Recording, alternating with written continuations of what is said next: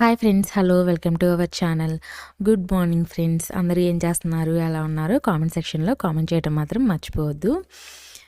ఈరోజు వీడియోలో నేను నైట్ డిన్నర్లోకి చపాతీ చేస్తున్నాను. అందులోకి పన్నీర్ మసాలా కర్రీని తయారు చేస్తున్నాను. పన్నీర్ మసాలా కర్రీ చాలా సింపుల్ అండ్ ఈజీగా ఎలా చేసుకోవాలో చూపిస్తాను.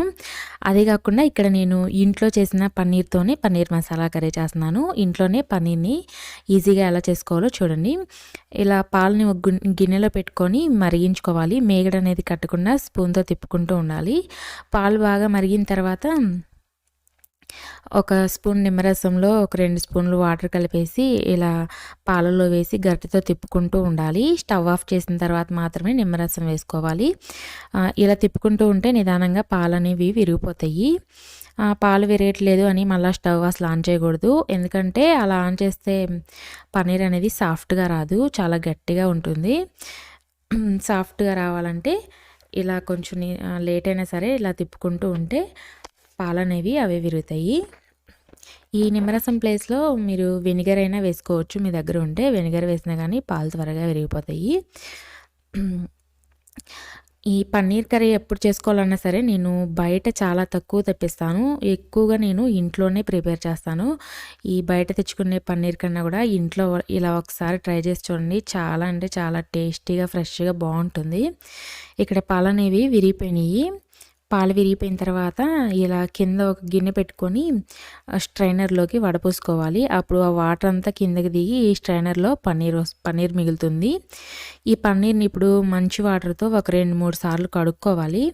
ఇలా కడుక్కోవటం వల్ల నిమ్మకాయ ఫ్లేవర్ అనేది పన్నీర్కి తగలకుండా ఉంటుంది. ఇలా 2-3 సార్లు కడుక్కున్న తర్వాత ఈ పన్నీర్ మొత్తాన్ని కూడా ఒక కాటన్ క్లాత్లో వేసుకొని కట్టుకోవాలి.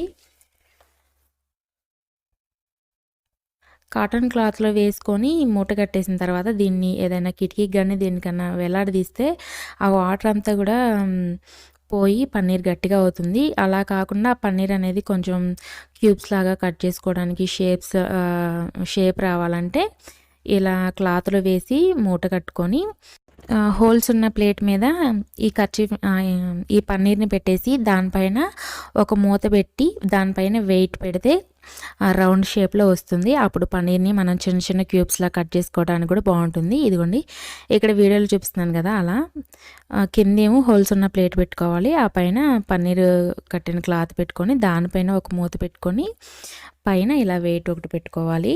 అప్పుడు దానిలో ఉన్న వాటర్ అంతా పోయి పన్నీర్ అనేది చక్కగా రెడీ అవుతుంది. ఇప్పుడు నేను పన్నీర్ మసాలా కర్రీ దీన్ని ఇలా ఒక అరగంట సేపు వదిలేసేయాలి.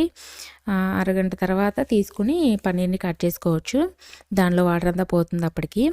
ఇక్కడ పన్నీర్ మసాలా కర్రీ చేసుకోవడం కోసం నేను టమోటాలని ఇలా పైన చిన్నగా ఘాట్లు పెట్టి ఉడకబెట్టుకుంటున్నాను. ఇలా పెట్టుకోవడం వల్ల పీల్ అనేది త్వరగా వచ్చేస్తుంది. టమాటో ప్యూరీ చేసుకోవడానికి బాగుంటుంది. వాటర్ పోసేసి నిండుగా ఒక మూత పెట్టేసేస్తున్నాను. ఇవి ఉడికిపోతాయి.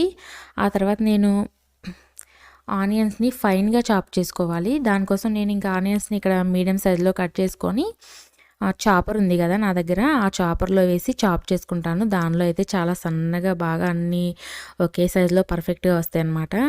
అందుకని నేను చాపర్లో వేసేసి చాప్ చేసుకుంటున్నాను.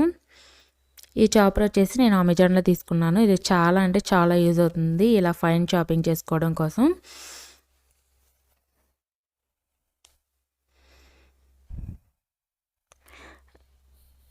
ఇదిగోండి చూడండి, ఇలా సన్నగా ఆనియన్స్ అన్నీ కూడా చాప్ అయిపోయినాయి కదా. ఇప్పుడు వీటిని పక్కన పెట్టేసుకొని టమోటాలు కూడా ఉడికిపోయినాయి. ఉడికిపోయిన టమోటాల్లో వేడి వాటర్ పడేసి చల్లటి వాటర్ వేసుకుని వాటి మీద ఉన్న తోలు మొత్తం ఇలా తీసేసుకుంటున్నాను.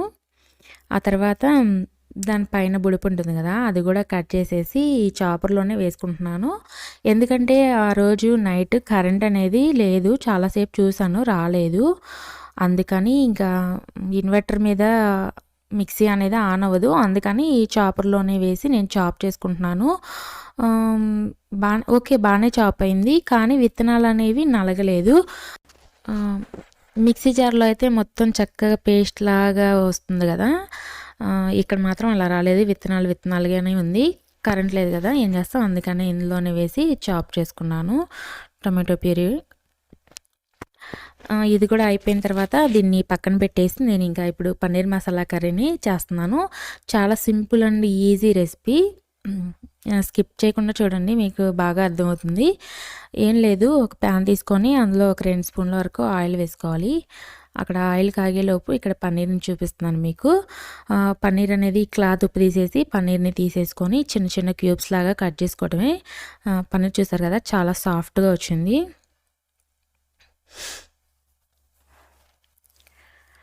ఈ పన్నీర్ని ఇలా చిన్న ముక్కలుగా కట్ చేసుకొని పక్కన పెట్టుకుంటున్నాను.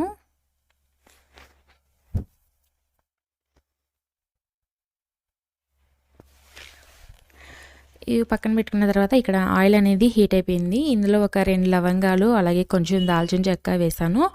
ఆ తర్వాత ఫైన్గా చాప్ చేసుకున్న ఉల్లిపాయ ఉంది కదా, ఉల్లిపాయ ముక్కలు అవి వేసేసాను. ఈ ఉల్లిపాయ ముక్కలు లైట్ బ్రౌన్ కలర్లోకి వచ్చేంత వరకు వేయించుకోవాలి. అలాగే సన్నగా తరిగిన పచ్చిమిర్చి కూడా వేసుకోవాలి. ఈ ఫ్రై అయిన తర్వాత 1 స్పూను అల్లం వెల్లుల్లి పేస్ట్ వేసుకొని ఇంకా పచ్చివాసన పోయేంత వరకు వేయించుకోవడమే. ఆ తర్వాత ఈ టమాటో ప్యూరీని వేసుకోవాలి.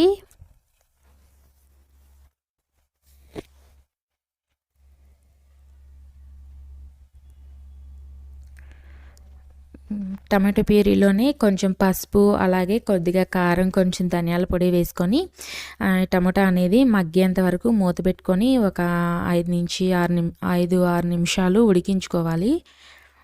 ఇవి ఉడికిన తర్వాత లాస్ట్లో టేస్టీ సరిపడా సాల్ట్ వేసుకొని కొంచెం వాటర్ యాడ్ చేసుకోవాలి.